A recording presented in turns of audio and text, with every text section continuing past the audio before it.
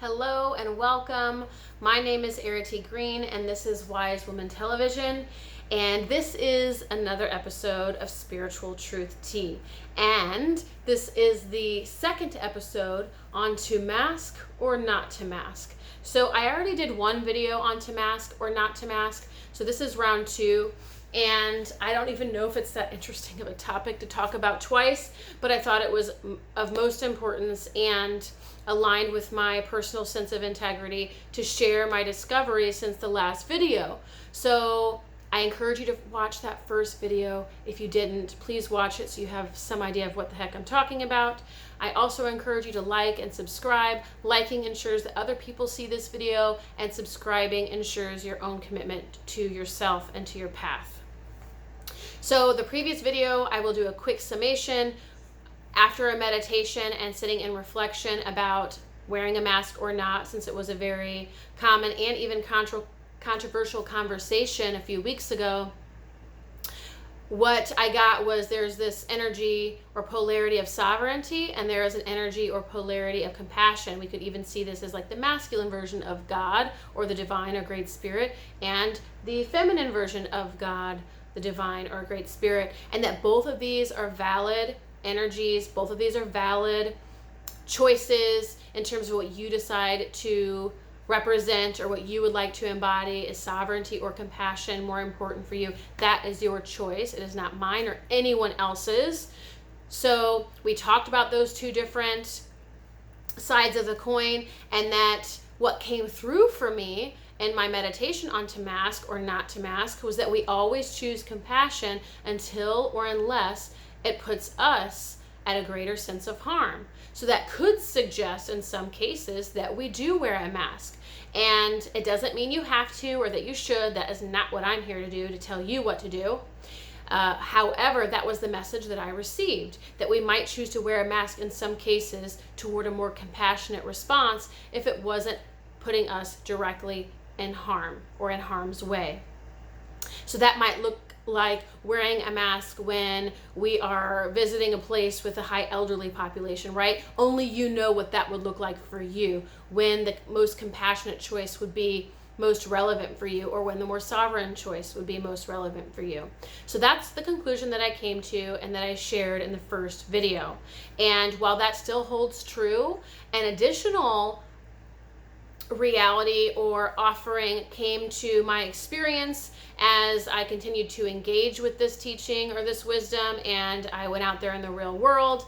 And what I found was, while that is true, a lot of times the choice might also be to stand in our sovereignty and simply the compassion being not that we acquiesce and do as they've asked, right? Wear a mask. It might be that our compassionate choice isn't to wear a mask, but it's actually to be compassionate to other people's worldviews, to be compassionate to the fact that they believe in wearing a mask, to be compassionate to the fact that whatever their difference of opinion is, this doesn't even have to be about masks, right? Because that's why I share all of this. I bring spiritual wisdom in to real world events so that we can learn to apply it and begin to implement it in the real world collectively and personally. But at the end of the day, this applies to anything, talking about sovereignty and compassion. And it could be flipped. Sovereignty could be wearing the mask no matter what, right? I'm wearing this mask and this is what I believe and this is my truth. That is a real, true sovereign opinion that we have to respect. If someone has gone within and decided for themselves that that's what they would like to do, that counts. We can't just say the other way is right. No way is right. No way is wrong. To each his or her own. And that is a truth, right? Because sovereignty is a part of spirit.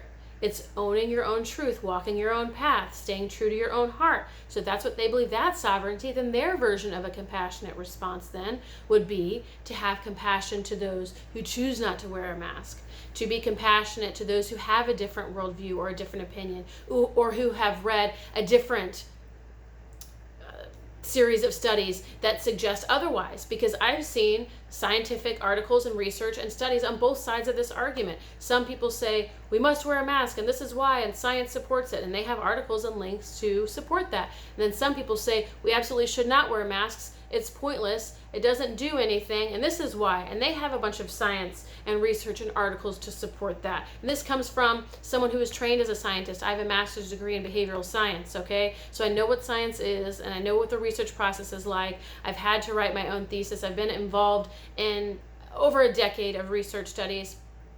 So I know science when I see it, and what I'm saying is both camps have had their support to support their argument.